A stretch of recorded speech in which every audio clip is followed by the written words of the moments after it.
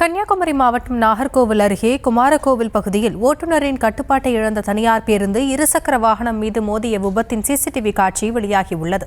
இது தொடர்பான விவரங்களோடு இணைகிறார் நம்முடைய செய்தியாளர் ஆனந்த். இந்த விபத்து குறித்தான முழு விவரங்கள். வணக்கம் ஆசினி. கன்னியாகுமரி மாவட்டம் நாகர்கோவில் திருவனந்தபுரம் தேசிய நெடுஞ்சாலையில் கேரளா மாநிலம் கொல்லம் நோக்கி சென்று கொண்டிருந்த தனியார் பேருந்து குமாரகோவில் என்ற பகுதியில் வைத்து கட்டுப்பாட்டை இழந்து வலதுபுறமாக சென்று எதிரே வந்த இருசக்கர வாகனம் மீது மோதி விபத்துக்குள்ளானது. அதிவேகமாக வந்த பேருந்து இருசக்கர வாகனம் மீது மோதி சாலையோரம் இருந்த ரெஸ்டாரண்ட் கார் பார்க்கிங் மீது புகுந்து சுற்றுச்சுவரை இடித்து தள்ளி வள்ளியாற்றில் புகுந்து தலைகீழாக தொங்கியது. தலைகீழாக தொங்கிய பேருந்தில் பெங்களூரில் இருந்து வந்த 30க்கும் மேற்பட்ட பயணிகள் சிக்கிக்கொண்ட நிலையில் பொதுமக்கள் உதவியுடன் தீயணைப்பு வீரர்கள் மீட்டனர். விபத்துக்குள்ளான இருசக்கர வாகனத்தில் பயணித்த சந்தோஷ், விஜய் ஆகிய இருவரும் சம்பவ இடத்திலேயே உயிரிழந்தனர்.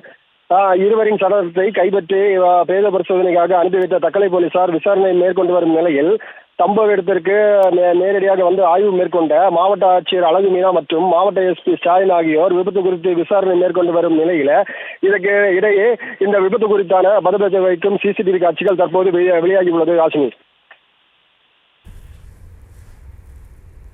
விவரங்களுக்கு நன்றி ஆனந்த்.